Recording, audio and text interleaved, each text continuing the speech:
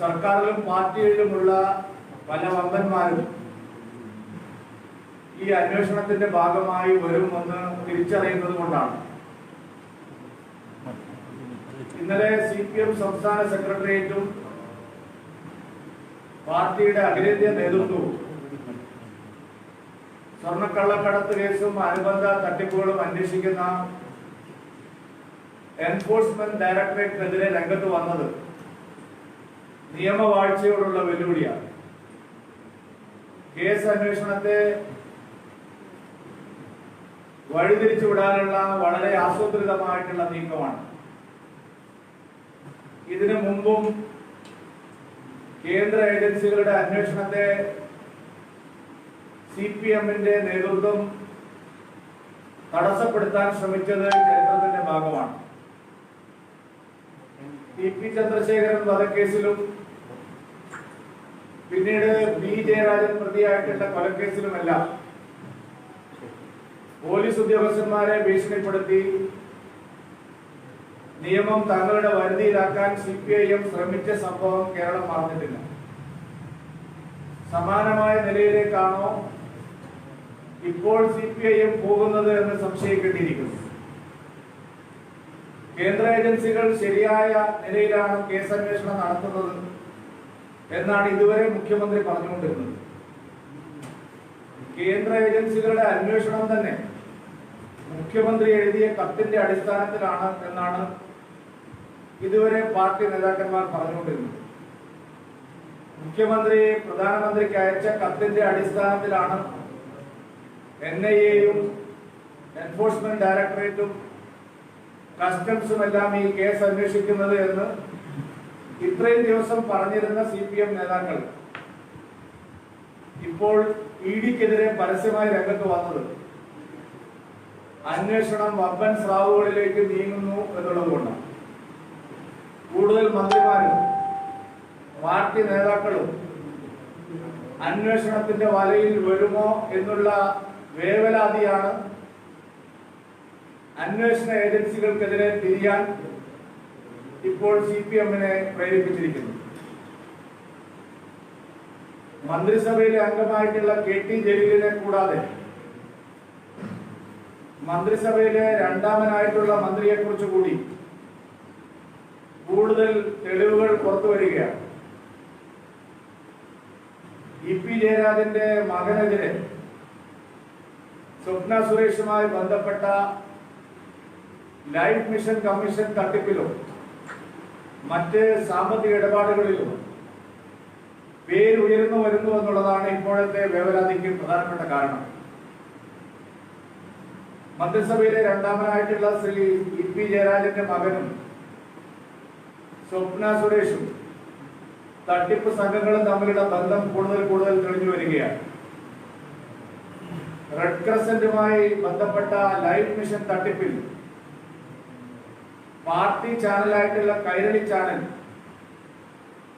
അതിന്റെ CEO തന്നെ commission 4.5 കോടിയാണ് എന്ന് വ്യക്തമാക്കിയതാണ്. സ്വപ്ന സുരേഷിന്റെ ബാങ്ക് ലോക്കറുകളിൽ നിന്ന് 1 കോടി രൂപ മാത്രമാണ് കമ്മീഷനായി ലഭിച്ചത് എന്നുള്ളതായിരുന്നു നേരത്തെ പുറത്തു വന്ന വിവരം. സ്വപ്ന നൽകിയ മൊഴിയിലും ലൈഫ് മിഷൻ തട്ടിപ്പുമായി ബന്ധപ്പെട്ട കമ്മീഷൻ 1 കോടി രൂപയാണ് എന്ന് പറഞ്ഞിരുന്നു. എന്നാൽ ധനകാര്യമന്ത്രിയെ സാക്ഷിയാക്കി സംസ്ഥാനത്തിന്റെ ധനകാര്യമന്ത്രി ഡോക്ടർ തോമസ് ഐസക്കിനെ സാക്ഷിയാക്കി CPM-ന്റെ ഔദ്യോഗിക ചാനലായിട്ടുള്ള കൈരളി ചാനൽ അതിന്റെ CEO തന്നെ 1 കോടിയല്ല 4.5 കോടിയാണ് കമ്മീഷൻ എന്ന് വ്യക്തമാക്കിയിരുന്നു. ഈ കമ്മീഷൻ UAE കോൺസുലേറ്റുമായി ബന്ധപ്പെട്ട് ആരാണ് നൽകിയതെന്നും എവിടെ വെച്ചാണ് നൽകിയതെന്നും ആ ടെലിവിഷൻ പരിപാടിയിൽ പരസ്യമായി CPM ചാനലിന്റെ CEO പുറത്തുവിട്ടിരുന്നു. ആ സംഭവം വസ്തുതാപരമായി ധനമന്ത്രി തോമസ് ഐസക് സ്ഥിരീകരിച്ചതാണ്. അത് സത്യമാണെന്ന് സംസ്ഥാന നിയമമന്ത്രി AK ബാലനും പരസ്യമായി വെളിപ്പെടുത്തിയതാണ്. ഇപ്പോൾ പുറത്തുവരുന്ന വിവരങ്ങൾ 1 കോടി രൂപ കഴിച്ചുള്ള കമ്മീഷനിൽ ഭീമമായിട്ടുള്ള ഒരു തുക EP ജയരാജന്റെ മകനിലേക്കാണ് പോയത് എന്ന് പുറത്തു വന്നിരിക്കുക. EP ജയരാജനും സ്വപ്ന സുരേഷും EP ജയരാജന്റെ മകനും തമ്മിലുള്ള ഫോട്ടോകളും അവരുമായി ബന്ധപ്പെടുന്ന വിവരങ്ങളും ഇപ്പോൾ ചില പത്രങ്ങളിൽ മാധ്യമങ്ങളിലൂടെ പുറത്തു വരികയാണ്. അന്വേഷണം കൂടുതൽ വമ്പൻ സ്രാവുകളിലേക്ക് നീങ്ങുന്നതായാണ് പുറത്തു വന്നുകൊണ്ടിരിക്കുന്ന വിവരങ്ങൾ. അതുകൊണ്ടാണ് EDക്കെതിരെ പരസ്യമായ നിലപാട് സ്വീകരിക്കാൻ CPM ഇപ്പോൾ തയ്യാറായിട്ടുള്ളത്. കഴിഞ്ഞ 2 മാസക്കാലമായി അന്വേഷണം ശരിയായ ദിശയിലാണ്. കേന്ദ്ര ഏജൻസികൾ അന്വേഷിക്കട്ടെ, എവിടെ വരെയും അന്വേഷിക്കട്ടെ, മുഖ്യമന്ത്രിയുടെ ഓഫീസിലും അന്വേഷിക്കട്ടെ, ഞങ്ങൾക്ക് ഭയമില്ല, ഞങ്ങൾ ഏത് അന്വേഷണത്തെയും സ്വാഗതം ചെയ്യുന്നുവെന്നാണ് മുഖ്യമന്ത്രി ആവർത്തിച്ച് പറഞ്ഞുകൊണ്ടിരുന്നത്. എന്നാൽ മുഖ്യമന്ത്രി ഉൾപ്പെടുന്ന പാർട്ടിയുടെ സംസ്ഥാന സെക്രട്ടേറിയറ്റ് EDക്കെതിരെ പരസ്യമായി രംഗത്ത് വന്നിരിക്കുക. എൻഫോഴ്സ്മെന്റ് ഡയറക്ടറേറ്റ് രാഷ്ട്രീയ പ്രേരിതമായാണ് പ്രവർത്തിക്കുന്നത് എന്നുള്ള പുതിയ ആരോപണം. ആ ആരോപണത്തോട് മുഖ്യമന്ത്രി തന്റെ ഔദ്യോഗികമായിട്ടുള്ള നിലപാട് വ്യക്തമാക്കണമെന്ന് ഞാൻ ആവശ്യപ്പെടുകയാണ്. മുഖ്യമന്ത്രി ഔപചാരികമായി CPM സംസ്ഥാന സെക്രട്ടേറിയറ്റിന്റെ ആരോപണം അംഗീകരിക്കുന്നുണ്ടോ നിരാകരിക്കുന്നുണ്ടോ എന്നറിയാൻ കേരളത്തിലെ ജനങ്ങൾക്ക് താല്പര്യമുണ്ട്. പാർട്ടിയുടെ സംസ്ഥാന സെക്രട്ടേറിയറ്റും കേന്ദ്ര കമ്മിറ്റിയും എൻഫോഴ്സ്മെന്റ് ഡയറക്ടറേറ്റിനെതിരെ നടത്തിയിട്ടുള്ള പരസ്യ പ്രതികരണം തന്റെ അറിവോടുകൂടിയാണോ എന്ന് മുഖ്യമന്ത്രി വ്യക്തമാക്കണം. മുഖ്യമന്ത്രി നേരത്തെ സ്വീകരിച്ച നിലപാട് തള്ളിപ്പറയാൻ ഇപ്പോൾ തയ്യാറാവുന്നുണ്ടോ? മാറ്റി പറയാൻ ഇപ്പോൾ തയ്യാറാവുന്നുണ്ടോ? അന്വേഷണം രാഷ്ട്രീയ പ്രേരിതമാണെന്നുള്ള പാർട്ടിയുടെ ഔദ്യോഗിക നിലപാട് സംസ്ഥാന മുഖ്യമന്ത്രി ഭരണത്തലവൻ അംഗീകരിക്കുന്നുണ്ടോ ഇല്ലയോ? പ്രസക്തമായിട്ടുള്ള ചോദ്യമാണ് BJP ചോദിക്കുന്നത്. ശരിയായ ദിശയിൽ അന്വേഷിക്കുന്നു കേസ്. കുറ്റവാളികളെല്ലാം നിയമത്തിന് മുമ്പിൽ കൊണ്ടുവരണം. ഞങ്ങൾക്ക് മടിയിൽ കനമില്ല. അന്വേഷണം കഴിയുമ്പോൾ മറ്റുള്ളവരുടെ നെഞ്ചിരിപ്പാണ് കൂടാൻ പോകുന്നത്. ഇതായിരുന്നല്ലോ മുഖ്യമന്ത്രിയുടെ ഔദ്യോഗിക ഭാഷ്യം. ആ ഭാഷ്യത്തിൽ ഇപ്പോൾ ഉറച്ചു നിൽക്കുന്നുണ്ടോ മുഖ്യമന്ത്രി? പാർട്ടി സെക്രട്ടേറിയറ്റിന്റെ നിലപാട് അംഗീകരിക്കുന്നുണ്ടോ അതോ നിരാകരിക്കുന്നുണ്ടോ? തുറന്നു പറയാൻ മുഖ്യമന്ത്രി തയ്യാറാവണം. KT ജലീലുമായി ബന്ധപ്പെട്ട സ്വർണ്ണക്കള്ളക്കടത്ത് കേസിലെ നിരവധി ആരോപണങ്ങൾ കേന്ദ്ര ഏജൻസികൾ മറ്റ് ഏജൻസികൾ കൂടെ അന്വേഷിക്കുമെന്നാണ് പറയുന്നത്. കസ്റ്റംസും NIAയും KT ജലീലിനെ വിളിച്ചു വരുത്താൻ സാധ്യതയുണ്ട് എന്നുള്ള വാർത്തകളാണ് പുറത്തു വരുന്നത്. സംസ്ഥാനത്തിന്റെ ചരിത്രത്തിൽ ആദ്യമായി ഒരു മന്ത്രിയെ സാമ്പത്തിക കുറ്റത്തിന്റെ പേരിൽ, അനധികൃത സ്വത്ത് സമ്പാദ്യത്തിന്റെ പേരിൽ, ഖുറാന്റെ മറവിൽ സ്വർണ്ണം കള്ളക്കടത്ത് നടത്തിയതിന്റെ പേരിൽ എൻഫോഴ്സ്മെന്റ് ഡയറക്ടറേറ്റ് ചോദ്യം ചെയ്തിരിക്കുക. ഈ കേസ് അന്വേഷിച്ചുകൊണ്ടിരിക്കുന്ന മറ്റ് ഏജൻസികളും ജലീലിനെതിരായിട്ടുള്ള അന്വേഷണം ശക്തിപ്പെടുത്തുന്നുവെന്നാണ് പുറത്തുവരുന്ന വിവരങ്ങൾ. മുഖ്യമന്ത്രി ജലീലിനെ സംരക്ഷിക്കുന്നതിന്റെ കാരണം ഇപ്പോൾ പകൽ പോലെ വ്യക്തമായിരിക്കുകയാണ്. ജലീലിനെ മന്ത്രിസഭയിൽ നിന്ന് മാറ്റിയാൽ വരും ദിവസങ്ങളിൽ സംസ്ഥാന മന്ത്രിസഭയിലെ 1-2 അംഗങ്ങളെ കൂടി പുറത്താക്കേണ്ടി വരുമെന്നുള്ള ഭയമാണ് മുഖ്യമന്ത്രി ശ്രീ പിണറായി വിജയനെ വേട്ടയാടുന്നത്. അന്വേഷണം മുഖ്യമന്ത്രിയിലേക്ക് തന്നെ നേരിട്ട് എത്തുമോ എന്ന് അദ്ദേഹം ഭയപ്പെടുകയാണ്. പാർട്ടി സെക്രട്ടറി കോടിയേരി ബാലകൃഷ്ണന്റെ മകൻ സ്വർണ്ണക്കള്ളക്കടത്ത് കേസിലും മയക്കുമരുന്ന് കേസിലും അന്വേഷണത്തിന്റെ നിഴലിലാണ്. അന്വേഷണ ഏജൻസികൾ ബാംഗ്ലൂരു മയക്കുമരുന്ന് കേസും തിരുവനന്തപുരം അന്താരാഷ്ട്ര സ്വർണ്ണക്കള്ളക്കടത്ത് കേസും തമ്മിലുള്ള ബന്ധത്തെ സംബന്ധിച്ച് വ്യക്തമായിട്ടുള്ള സൂചനകളിൽ എത്തിയിരിക്കുക. തിരുവനന്തപുരം സ്വർണ്ണക്കള്ളക്കടത്ത് കേസും ബംഗളൂരു മയക്കുമരുന്ന് കേസും പരസ്പരം ബന്ധപ്പെട്ട് നിൽക്കുന്നതാണ് എന്നുള്ള BJPയുടെ ആദ്യത്തെ ആരോപണം ശരിവെക്കുന്നതാണ് അന്വേഷണ ഏജൻസികളുടെ പുതിയ നിഗമനങ്ങൾ.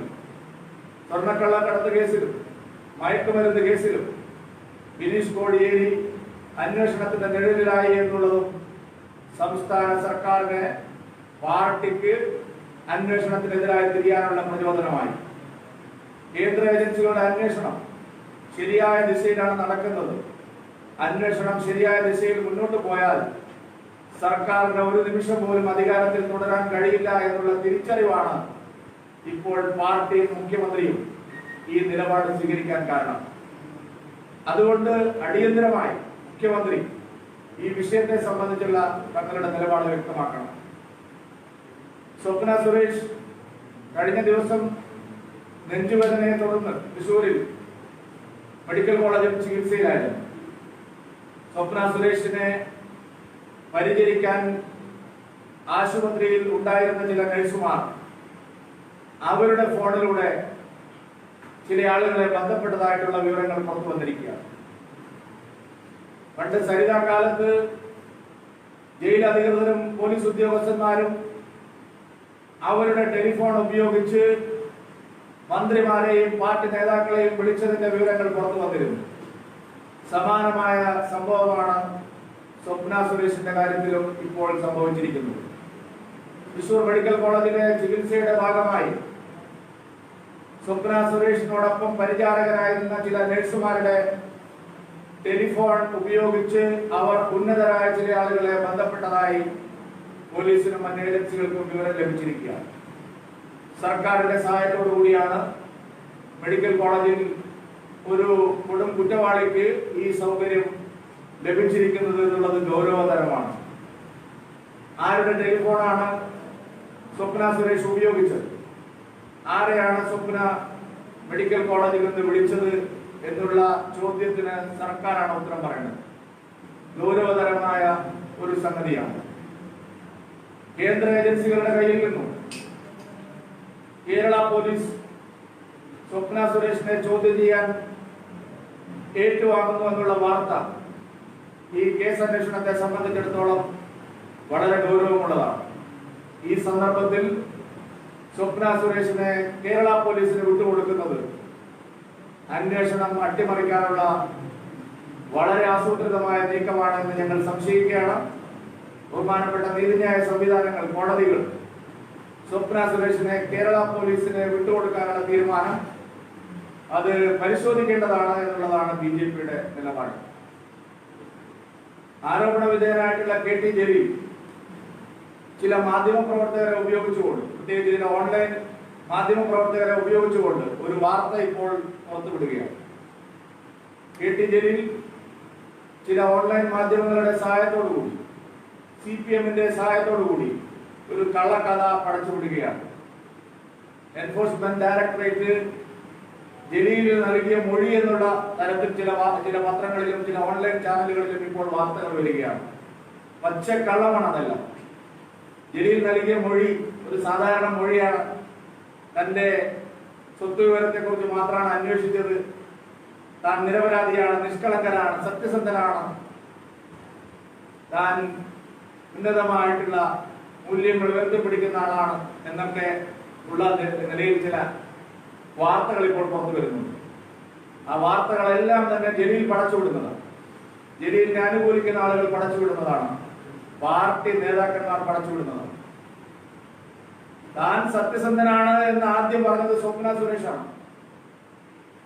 ഒരു ദൃശ്യമാധ്യമം വഴി ശബ്ദരേഖ തയ്യാറാക്കി താൻ സത്യസന്ധനാണ്, മുഖ്യമന്ത്രി നിരപരാധിയാണ്, സ്പീക്കർ വളരെ നിരപരാധിയാണ്, മന്ത്രിമാരെല്ലാവരും നല്ലവരാണ്, തെരഞ്ഞെടുപ്പ് ലക്ഷ്യം വെച്ചുകൊണ്ടുള്ള അറസ്റ്റാണ് എന്റെ പേരിൽ നടന്നിരിക്കുന്നത്, എന്നെ കൊടുക്കാൻ നോക്കുന്നത്, ഇതായിരുന്നു സ്വപ്ന ആദ്യം പറഞ്ഞത്. സ്വപ്നയും ജലീലും ഒരേ തൂവൽ പക്ഷികൾ തന്നെയാണ്. സ്വപ്ന നടത്തിയതുപോലുള്ള ഒരു പ്രചാരണം മാത്രമാണ് ജലീൽ നടത്തുന്നത്. ജലീൽ പടച്ചുവിടുന്ന ഈ കള്ളക്കഥ ദയവായി മാധ്യമങ്ങൾ പ്രചരിപ്പിക്കരുത് എന്ന് ഞാൻ വിനീതമായി അഭ്യർത്ഥിക്കുകയാണ്. ജലീൽ ഒരു പച്ചക്കള്ളം പ്രചരിപ്പിക്കുകയാണ്. നേരത്തെ ജലീൽ ഒരു വാട്സപ്പ് സന്ദേശം പുറത്തുവിട്ടു. ഈ ആരോപണ മാധ്യമങ്ങൾ പുറത്തുവിട്ടപ്പോൾ KT ജലീൽ ഒരു വ്യാജ വാട്സപ്പ് സന്ദേശം പുറത്തുവിട്ടു. ആ വാട്സപ്പ് സന്ദേശം ആർക്കും ഉണ്ടാക്കാൻ കഴിയുന്ന വാട്സപ്പ് സന്ദേശമാണ്. അതിനുശേഷം ജലീൽ കുറെ ഖുർആൻ കെട്ടുകൾ കാണിച്ചു. ഒരു എവിടെയാണെന്ന് അറിയില്ല, ഒരു പ്രത്യേക സ്ഥലത്ത് കുറെ ഖുർആനുകൾ ഇങ്ങനെ അടുക്കി വെച്ചു. അതിൽ ഒരെണ്ണം പൊളിക്കുന്നത് എല്ലാ ചാനലുകളും പത്രങ്ങളും അത് കൊടുത്തു. ആരാണ് ജലീൽ ഇത് ഒളിച്ചു നോക്കിയത്? കസ്റ്റംസ് ആണ്. ജലീൽ അന്ന് പുറത്തുവിട്ട വീഡിയോ ദൃശ്യത്തിന് പിതൃത്വമുണ്ട്. നാഥനുണ്ടോ? അങ്ങനെ ഒരു വീഡിയോ ദൃശ്യം എവിടെയാണ്? ആര് പൊളിച്ചു നോക്കിയതാണ്? ഏത് അന്വേഷണ ഏജൻസി പൊളിച്ചു നോക്കിയതാണ്? ജലീൽ തുടർച്ചയായി ഇത്തരത്തിലുള്ള കള്ള പ്രചരണങ്ങളും വീഡിയോ ദൃശ്യങ്ങളും വാട്സപ്പ് സന്ദേശങ്ങളും പുറത്തുവിട്ടിരുന്നു. ഖുർആൻ പൊതികൾ അഴിക്കുന്നതിന്റെയും അതിന്റെ കണക്കുകളെല്ലാം വെച്ചിട്ട് ഒരെണ്ണം മാത്രം പൊളിച്ചു നോക്കി. നമ്മുടെ ചില മാധ്യമ പ്രവർത്തകരും ആ വാർത്ത വലിയ വാർത്തയായിട്ട് കൊടുത്തു. ഇതെല്ലാം അന്വേഷണത്തെ വഴിതിരിച്ചു വിടാനാണ്, ജനങ്ങളെ കബളിപ്പിക്കാനാണ്. ഇന്നലെ ജലീൽ പുറത്തുവിട്ട വാർത്തയും സംശയാസ്പദമാണ്. മാത്രമല്ല, നേരത്തെ ചില തീവ്രവാദ കേസുകളിൽ ദീർഘകാലം അന്വേഷണത്തിന്റെ നിഴലിലായിരുന്ന ചില മാധ്യമപ്രവർത്തകരെ ഉപയോഗിച്ചുകൊണ്ട് ഒരു അഭിമുഖം എന്നുള്ള നിലയിൽ ചില വാർത്തകൾ പുറത്തു വരുന്നുണ്ട്. അവിശ്വസനീയമായിട്ടുള്ള വാർത്തകളാണ്, ജനങ്ങളെ കബളിപ്പിക്കാനുള്ള വാർത്തകളാണ്. അത്തരം വാർത്തകൾ പ്രചരിപ്പിക്കുന്നത് സത്യം പുറത്തു വരുന്നതിന് തടസ്സമാണ് എന്ന് പറയാൻ ഞാൻ ഈ അവസരം ഉപയോഗിക്കുകയാണ്. അതുകൊണ്ട് മുഖ്യമന്ത്രിയും സർക്കാരും രാജിവെക്കണമെന്നുള്ള ഞങ്ങളുടെ നേരത്തെ നിലപാട് ഇപ്പോൾ കൂടുതൽ പ്രസക്തമായിരിക്കുകയാണ്. സർക്കാർ രാജിവെച്ച് അന്വേഷണ ഏജൻസികളുമായി മുഖ്യമന്ത്രി അടക്കം സഹകരിക്കണം. നീതിന്യായ വ്യവസ്ഥിതിയും നിയമവാഴ്ചയും ഉറപ്പുവരുത്താൻ ഈ സർക്കാർ അധികാരത്തിൽ തുടരുന്നത് തടസ്സമായിരിക്കുമെന്നുള്ളത് മനസ്സിലാക്കിക്കൊണ്ട് ശക്തമായിട്ടും ഈ സർക്കാരിന്റെ രാജി, മന്ത്രിമാരുടെ രാജിയെല്ലാം ഉറപ്പുവരുത്തുന്നത് വരെ ശക്തമായിട്ടുള്ള പ്രതിഷേധങ്ങളും പ്രക്ഷോഭങ്ങളും സംഘടിപ്പിക്കാൻ ഭാരതീയ ജനതാ പാർട്ടി തുടർന്ന് മുന്നോട്ട് വരും. ഈ ക്വസ്റ്റ്യൻ ചെയ്തത് പുറത്തു പറഞ്ഞത് മോശമായി പോയി എന്നൊക്കെ പറയുന്നുണ്ട്. ക്വസ്റ്റ്യൻ ചെയ്തത് പുറത്തുവിട്ടത് മോശമായി പോയി എന്നൊക്കെ പറയുന്നുണ്ട്. ആര്? ജലീൽ കൂട്ടറേക്ക് ഈ നീതി പുറത്തു പറഞ്ഞത് മോശമായി പോയി എന്നുള്ള രീതിയിൽ അല്ല, ക്വസ്റ്റ്യൻ ചെയ്തത് അദ്ദേഹം തന്നെ തുറന്നു പറയേണ്ടതാണ്. കാരണം അദ്ദേഹം ഒരു മന്ത്രിയാണ്, സാധാരണ പൗരനല്ല. നമ്മുടെ സംസ്ഥാനത്തെ ഭരണഘടനയെ സംരക്ഷിക്കാൻ ബാധ്യതയുള്ള, ഭരണഘടന തൊട്ട് സത്യപ്രതിജ്ഞ ചെയ്തിരിക്കുന്ന ഒരു മന്ത്രി സത്യവാനാണെന്നാണല്ലോ അദ്ദേഹം പറയുന്നത്. താൻ വലിയ സത്യവാനാണ്, ഹരിശ്ചന്ദ്രന്റെ മൂത്താപ്പയാണ് എന്നാണല്ലോ ജലീൽ പറയുന്നത്. ആ സത്യവാനായിട്ടുള്ള ആള് ചോദ്യം ചെയ്യലിന് ശേഷവും നിങ്ങളുടെ എല്ലാ മാധ്യമ സുഹൃത്തുക്കളും, ഒരു മാധ്യമമല്ല, ഈ നിൽക്കുന്ന എല്ലാ മാധ്യമ പ്രവർത്തകരും ജലീലിനെ വിളിച്ചത്. അപ്പോഴെല്ലാം ജലീൽ പറഞ്ഞത്, എന്നെ ആരും വിളിച്ചിട്ടില്ല, എനിക്ക് ഒരു നോട്ടീസും കിട്ടിയിട്ടില്ല, എന്നെ ആരും ചോദ്യം ചെയ്തിട്ടില്ലെന്നാണ്. ഇപ്പൊ വാർത്ത പുറത്തു വന്നപ്പോ അത് തെറ്റായി പോയി എന്ന് പറയുന്നത് എന്തിന്റെ അടിസ്ഥാനത്തിലാണ്? മാധ്യമങ്ങളോടല്ല, ജനങ്ങളോട്. മാധ്യമങ്ങളോട് പറയുന്നത്, മാധ്യമങ്ങളെ ഒരു മീഡിയേറ്റർ ആക്കിയിട്ട് ജനങ്ങളോട് അതാണ് മാധ്യമങ്ങൾ പറയുന്നത്. ജനങ്ങളും ഈ മന്ത്രിയും തമ്മിൽ ഇടയിൽ നിൽക്കുന്നവരാണല്ലോ മാധ്യമങ്ങൾ. അല്ലാതെ മാധ്യമങ്ങൾക്ക് സ്വന്തമായിട്ടൊരു എൻറ്റിറ്റി അല്ലല്ലോ, അവര് സ്വന്തമായ ഒരു സ്ഥാപനമല്ലല്ലോ. മാധ്യമം എന്ന് പറയുന്നത് ഇപ്പൊ ഞങ്ങള് ജനങ്ങളോട് പറയുന്നത് നിങ്ങളിലൂടെ, അല്ലാതെ എനിക്ക് ഇന്ത്യയിലെ കേരളത്തിലെ 3.5 കോടി ആളുകളോട് എനിക്ക് പറയാൻ പറ്റില്ല. കേരളത്തിലെ 3.5 കോടി ആളുകളോട് പറയാനാണ് ഞാൻ നിങ്ങളെ സഹായം തേടുന്നത്. നിങ്ങളോട് പറയുന്നത് എന്ന് പറഞ്ഞാൽ ജനങ്ങളോട് പറയുന്നതാണ്. KT ജലീൽ ജനങ്ങളോടാണ് പറയുന്നത്. എന്താ ചോദ്യം, എന്തിനാണ് എഴുതി വിളിപ്പിച്ചത്? അദ്ദേഹം ആ കാര്യങ്ങൾ വിശദീകരിക്കാതെ എന്നെ ചോദ്യം ചെയ്തിട്ടില്ല എന്ന് പറഞ്ഞത് തന്നെ ഒരു മന്ത്രിയിൽ നിന്ന് ഉണ്ടാവാൻ പാടില്ലാത്ത കാര്യമാണ്. മന്ത്രി എപ്പോഴും സുതാര്യവും സത്യസന്ധവുമായ നിലപാട് സ്വീകരിക്കണമെന്നാണല്ലോ വെക്കുന്നത്. അതിന് വിരുദ്ധമായിട്ടാണ് മന്ത്രി പ്രവർത്തിക്കുന്നത്. അവർ പറയുന്ന പ്രധാനപ്പെട്ട ഒരു കാര്യം, 2-3 തവണയ്ക്ക് ശിവശങ്കരൻ ചെയ്തു, അതിനുശേഷം ശിവശങ്കരനെ അറസ്റ്റ് ചെയ്യാനൊന്നും കിട്ടിയില്ല. അതുപോലുള്ള ഒരു വിവരശേഖരണം മാത്രമാണ് ഇതെന്നാണ്. അല്ല, ശിവശങ്കറിന്റെ കാര്യത്തിൽ വിവരശേഖരണം മാത്രമാണ് എന്ന് ജലീൽ എന്ന് ഉറപ്പുള്ളൂ. അന്വേഷണ ഏജൻസികളിൽ എപ്പോ അറസ്റ്റ് ചെയ്യണം, എപ്പോ വിട്ടയക്കണം എന്ന് ആർക്കും പ്രവചിക്കാൻ കഴിയുന്നില്ല. ഇപ്പൊ ജലീലിനെ ചോദ്യം ചെയ്തു, അതുകൊണ്ട് അതെല്ലാം അവസാനിക്കുന്നതാണോ ജലീലിന്റെ? അങ്ങനെയല്ലല്ലോ. ഒരിക്കൽ ചോദ്യം ചെയ്തു കഴിഞ്ഞാൽ ചോദ്യം ചെയ്യലിൽ അദ്ദേഹം സമർത്ഥമായിട്ട് എന്തൊക്കെ പറഞ്ഞിട്ടുണ്ടാവും. അപ്പോ അതുമായി ബന്ധപ്പെട്ട് നിൽക്കുന്ന മറ്റാളുകളെ ചോദ്യം ചെയ്യേണ്ടി വരും. അവരെല്ലാം ചോദ്യം ചെയ്യുമ്പോഴാണ് ശാസ്ത്രീയമായിട്ടുള്ള തെളിവെടുപ്പുകൾ വേണ്ടി വരുന്നത്. അങ്ങനെ എല്ലാം നടത്തുമ്പോഴാണല്ലോ അന്വേഷണം എന്ന് പറയുന്നത്. അല്ലാതെ ഒരു ദിവസം രാവിലെ വന്നിട്ട് ആരെങ്കിലും കുറിച്ച് അകത്ത് എന്നുള്ളതല്ലോ അന്വേഷണം. അന്വേഷണം CPM മുഴുവൻ ഇതിനെതിരെ രംഗത്ത് വരികയാണ്, ഇതുവരെ ഇല്ലാത്ത രീതിയിൽ. അല്ല, അതാ ഞാൻ പറഞ്ഞത്. സംസ്ഥാന മുഖ്യമന്ത്രി ഈ നിലപാട് പറയണമെന്ന് ഞാൻ പറയാൻ കാരണം, ഇത്രയും ദിവസം മുഖ്യമന്ത്രി അന്വേഷണം ശരിയായ ദിശയിലാണ് നടക്കുന്നതെന്നാണ് പറഞ്ഞത്. മുഖ്യമന്ത്രി ഉൾപ്പെടുന്ന പാർട്ടിയുടെ സെക്രട്ടേറിയറ്റ്, പോളിറ്റ് ബ്യൂറോ എല്ലാം ഇപ്പൊ പറയുന്നത് ഈ രാഷ്ട്രീയ പ്രേരിതമാണ്. മുഖ്യമന്ത്രി ആ നിലപാടിൽ ഉറച്ചു നിൽക്കുന്നുണ്ടോ, അതല്ല പാർട്ടി സെക്രട്ടേറിയറ്റ് നിലപാടാണോ മുഖ്യമന്ത്രി കൊള്ളുന്നത്? അത് മറുപടി പറയേണ്ട കാര്യമാണ്. മുഖ്യമന്ത്രി കഴിഞ്ഞ ദിവസം വാർത്താസമ്മേളനത്തിൽ പ്രധാനമന്ത്രി ഈ അന്വേഷണം മുന്നോട്ട് പോകുമ്പോൾ പലരുടെയും നെഞ്ചെടുത്ത് പോകുന്നതാണ്. എന്തായാലും സ്ഥിതി അല്ല, നെഞ്ചെടുപ്പ് ഇപ്പോ ജലീലിന്റെ കാര്യമായി, ഇനിയിപ്പോ ജയരാജന്റെ കാര്യമായി, എനിക്കറിയില്ല എത്ര പേരുടെയാണെന്ന്. എന്തായാലും നെഞ്ചെടുപ്പ് പല ആളുകളുടെയും കൂടും, പമ്പൻ ഷാവുകൾ കൂടുമെന്നുള്ള കാര്യം മുഖ്യമന്ത്രി പറഞ്ഞതുകൊണ്ട് തന്നെയാണ് എനിക്കും ചോദിച്ചത്. കൈകളുമായി ബന്ധപ്പെട്ട ഒരു കാര്യം പറഞ്ഞില്ലേ, കൈകളിൽ ചാനലിൽ പരസ്യമായി പറഞ്ഞു. അപ്പം പറഞ്ഞ രീതിയിൽ കോൺസുലേറ്റ് ഉദ്യോഗസ്ഥൻ ആ പണം വാങ്ങുന്നതുമായി ബന്ധപ്പെട്ടാണ് പറഞ്ഞത് കമ്മീഷൻ. അങ്ങനെയാണെങ്കിൽ ഈ കോൺസുലേറ്റിന്റെ അടക്കം അന്വേഷണം ബി ജെ പി ആവശ്യപ്പെടുന്നു. അല്ല, അന്വേഷിക്കേണ്ട ഏജൻസികൾക്ക് മുമ്പിൽ 1 കോടി അല്ല കമ്മീഷൻ എന്ന് അദ്ദേഹം പറഞ്ഞത് ഒരു വർഷം വളരെ വ്യക്തമായി ചോദിക്കുക. അപ്പോഴാണ് വാർത്ത വരുന്നത് അതിലൊരു ഭാഗം പോയിരിക്കുന്നത് ഇ പി ജയരാജന്റെ മകനിലേക്കാണ്. അല്ല, അത് രണ്ടാമത്തെ വശം ജയരാജന്റെ മകൻ വാങ്ങിയെന്ന് എന്തായാലും ജോൺ ബ്രിട്ടാസ് പറയുന്നില്ല.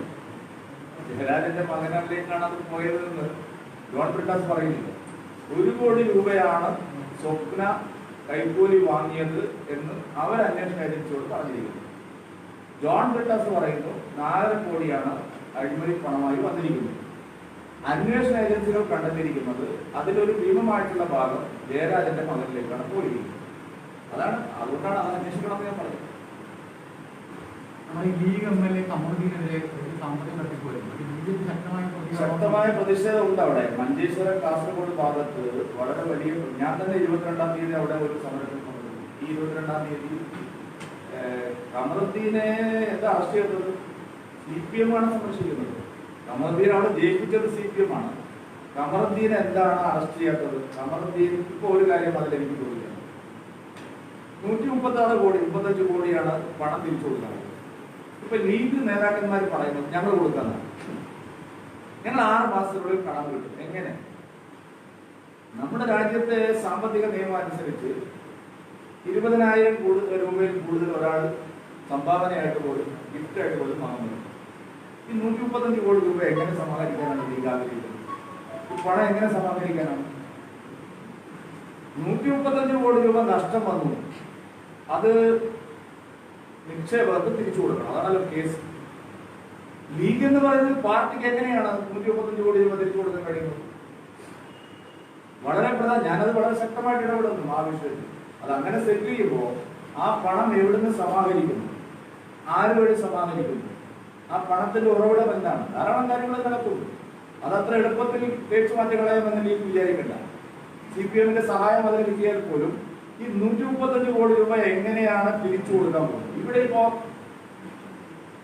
നമ്മുടെ CPM സംസ്ഥാന സെക്രട്ടറി കോടിയേരി ബാലകൃഷ്ണന്റെ മകൻ 13 കോടി രൂപയുടെ ഒരു സാമ്പത്തിക തട്ടിപ്പിൽ പെട്ടു.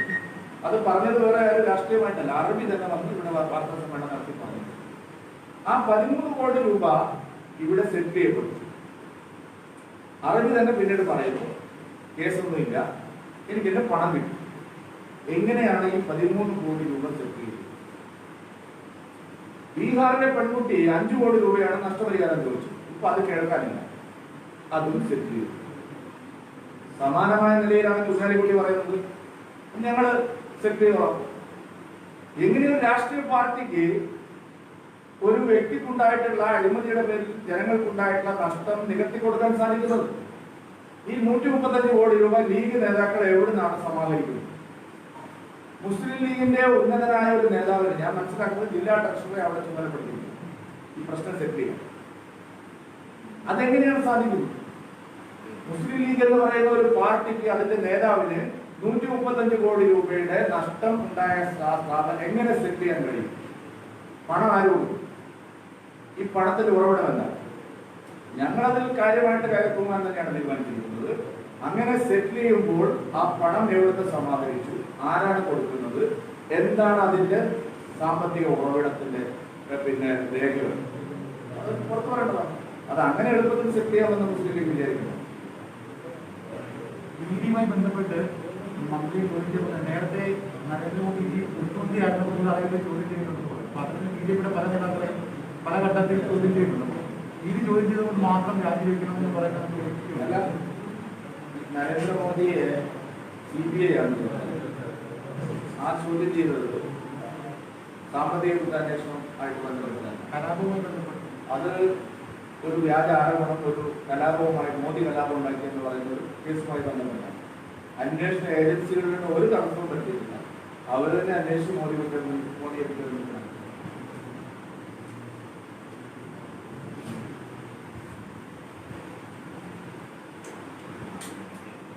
Okay, thank you.